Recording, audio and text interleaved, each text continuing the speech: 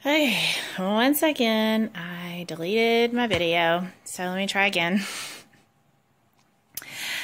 Happy Oola Day 20, everybody. I know y'all didn't know that I just filmed one and I had to redo it again, but I did and just felt like I needed to share that. It's late, and I again apologize. I will try my best to do better tomorrow to get this, video posted a lot sooner in the day. Again, I just want to say thank you to everyone who's supporting me through this. Gosh, even if it was just one, I've said from the very beginning, it's something I try to live my life with, is this understanding that even if one person is inspired or changed somehow by God through me, if at all possible, it's all worth it.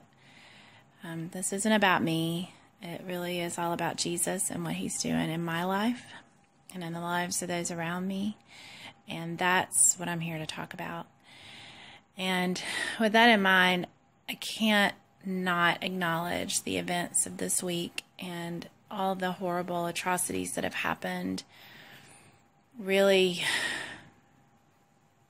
over the last several years, I guess. Just seems like they're growing in numbers, and I guess that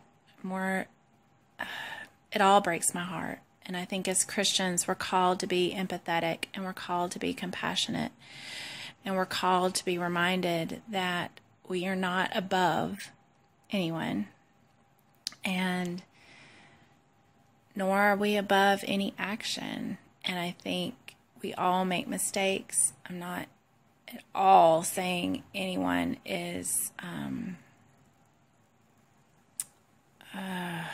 shouldn't be held accountable, because of course,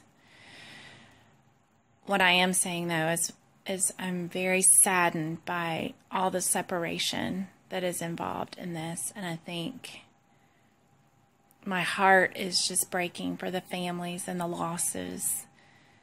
It's also breaking for the fact that it seems that America and in the world around us, people are choosing to separate rather than build bonds of unity. And I know the goodness is there. I have met it face to face this week. I met it just this evening walking out of our local Aldi grocery store, and a lady with African American lady, and I looked her in the eye and I said, "Hey, how are you this evening?" I didn't know her from Adam's house cat, but she looked at me and we smiled and our eyes met for a moment. She turned and she said, "Very well, thank you." And so we had this moment of humanity. And I think oftentimes we forget to stop. I know I do. And look people in the eye, even if that's all you do. You may be the only person that even acknowledge that person today. And that's Jesus, because that's what Jesus does. He's always there. He's always willing to lend his hand, to forgive, to help us when we fall down.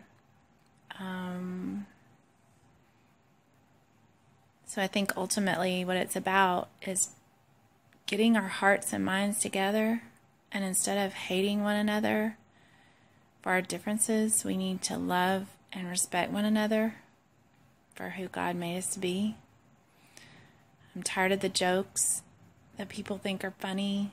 I don't like certain people's choices and behaviors, but I'm not going to laugh at them because they fall down or because something bad happens to them. That's just wrong. It's just wrong. So,